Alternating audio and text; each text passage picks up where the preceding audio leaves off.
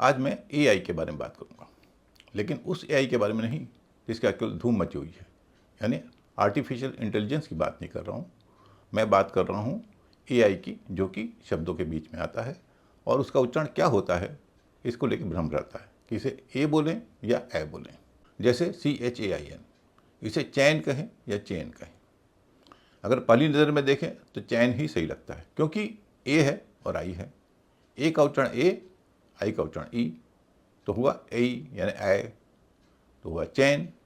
शायद इसी कारण से जब हिंदी का कोई नाम रोमन में लिखते हैं लिए एआई का ही प्रयोग करते हैं ए के लिए। जैसे कैलाश, कैलाश लिखने के लिए हम लोग अंग्रेजी में लिखते हैं KAILASH, एआई का उच्चारण ए। इसी तरह ऐश्वर्या, AISHWARYA, ए के लिए एआई। जैन, JAIN। लेकिन ये तो हुए हिंदी के शब्द जिनकी स्पेलिंग हमने खुद तय की है। अंग्रेजी में ऐसा नहीं होता। अंग्रेजी में जब किसी शब्द में एआई होता है तो उसका उच्चारण ए नहीं होता, ए होता है, लंबा वाला ए।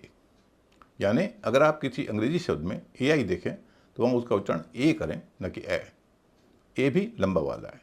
आइए कुछ शब्दों से इसे समझते हैं। SAINT, saint. BRAIN, brain.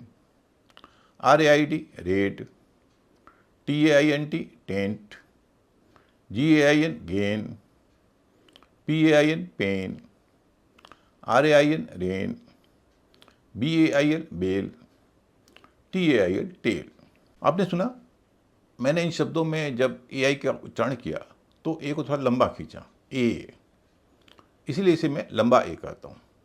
अब इस लंबे ए और छोटे ए में क्या अंतर है यह समझने के लिए मैं ऐसे कुछ शब्दों के उच्चारण करूँगा जिनमें इनसे मिलती जुलती स्पेलिंग है और आप दोनों शब्दों के उच्चारण से अंतर समझ पाएंगे।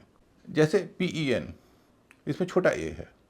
पेन, PAIN, मिलती जुलती स्पेलिंग है, पेन, पेन, पेन। इसी तरह TELL, tell. TAIL, tail, tail, tail. RED, red. RAID, raid, raid, raid. SENT या SCENT, sent. SAINT, saint, saint, saint. TENT, tent. TAINT, taint. WELL, well. WAIL, wail. तो यह है छोटे ए और लंबे ए का अंतर। कोई मुश्किल नहीं है, आपको बस यह याद रखना है कहाँ छोटे ए का उच्चारण होगा, कहाँ लंबे ए का। और अगर आपने ध्यान से यह लिस्ट देखी होगी तो आप समझ गए होंगे कि जिन शब्दों में ई है वहाँ छोटा ए है और जिन शब्दों में एआई है वहाँ लंबे ए का उच्चारण हो रहा है। अभी हमने जाना कि एआई का उच्चारण ए होता है, लंबा वाला ए। लेकिन 3 परिस्थितियाँ ऐसी हुई जहाँ पर एआई का उच्चारण ए न होकर कुछ और होता है। पहली परिस्थिति तब जब एआई के बाद आर हो, तब एआई का उच्चारण ए न होकर ए अ होगा। आइए कुछ शब्द देखते हैं। AIR, एयर या एयर। एयर मैं इसलिए बोल रहा हूँ कि ब्रिटिश इंग्लिश में आखिर में आने वाले आर का उच्चारण नहीं होता, तो इसे एयर नहीं बोल के एयर बोलते हैं। लेकिन अमेरिकी अंग्रेजी में इसे एयर ही कहा जाता है, जिसे हम भारतीय बोलते हैं। तो AIR, एयर या एयर। CHAIR, चेयर या चेयर। PAIR, पेयर या पेयर। HAIR, हेयर या हेयर। STAIR, स्टेयर या स्टेयर।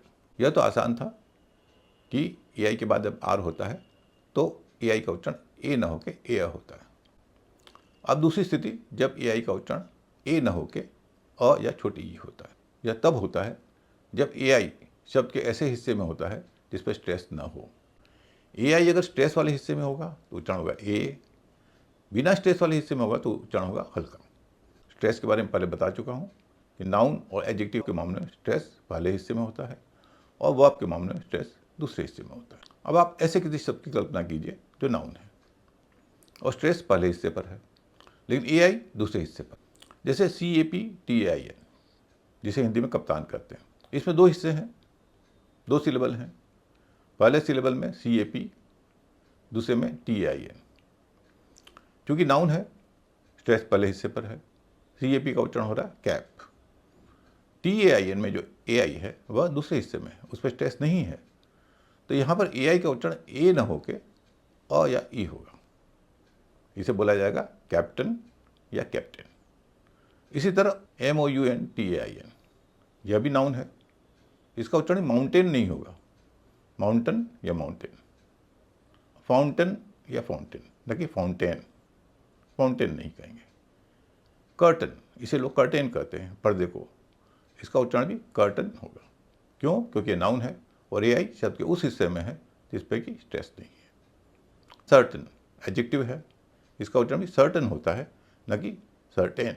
इन एग्जाम्पल से ऐसा मत समझिए कि AI जब किसी शब्द के दूसरे हिस्से में हो तो हमेशा उसका उच्चारण अ या छोटी ई होगा। जैसा कि मैंने कहा, यह निर्भर करता है कि शब्द में स्ट्रेस किस हिस्से में पड़ रहा है। कुछ ऐसे भी शब्द हैं जिसमें स्ट्रेस दूसरे हिस्से में पड़ रहा है, और जैसा कि मैं पहले बता चुका हूँ, अगर वर्ब हो, कोई शब्द वर्ब हो, 2 सिलेबल वाला हो, उसमें स्ट्रेस दूसरे हिस्से में पड़ेगा।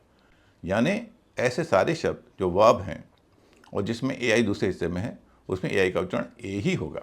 आइए कुछ उदाहरण से समझते हैं। एक्सप्लेन, एक्सप्लेन में AI शब्द के दूसरे हिस्से में है, लेकिन चूंकि ये वर्ब है तो दूसरे हिस्से पर ही स्ट्रेस पड़ेगा, इसलिए यहाँ इसका उच्चारण ए ही होगा, एक्सप्लेन। इसी तरह अटेन, ATTAIN, अटेन। कंप्लेन, शिकायत करना, वर्ब है, उच्चारण complain. Regain, contain, CONTIN, contain. Curtail, CURTAIL, curtail. इन सब में AI शब्द के दूसरे हिस्से में है, लेकिन उसका उच्चारण लंबा वाला ए हो रहा है, इसलिए कि यह वर्ब है और वर्ब में स्ट्रेस दूसरे हिस्से पर ही पड़ता है। हर नियम की तरह इसके भी कुछ अपवाद हैं।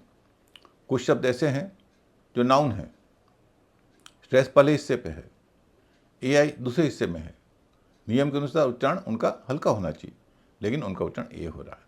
आइए कुछ ऐसे शब्द देखते हैं। रिटेल, रिटेल नाउन है, TAIL अगले हिस्से में है, उच्चारण हो रहा है ए। डिटेल, इसमें भी AI का उच्चारण ए हो रहा है। यानी माउंटेन, कैप्टन की तरह या AI का उच्चारण अ या ई नहीं हो रहा है, ए ही हो रहा है। शैम्पेन, शैम्पेन भी नाउन है, लेकिन इसमें AI दूसरे हिस्से में होने के बावजूद उसका उच्चारण ए हो रहा है। कॉकटेल, कॉकटेल में भी AI दूसरे हिस्से में है, नाउन है, इसके बावजूद उच्चारण ए हो रहा है।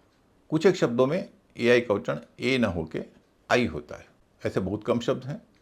एक शब्द है आयल, जब दो तरफ सीटें लगी हों और बीच में एक रास्ता हो तो उसे आयल कहते हैं। जैसे प्लेन में, प्लेन में दोनों तरफ सीटें होती हैं, बीच में एक रास्ता होता है, उसे आयल कहते हैं। उसकी स्पेलिंग है AISLE, उच्चारण होता है आयल।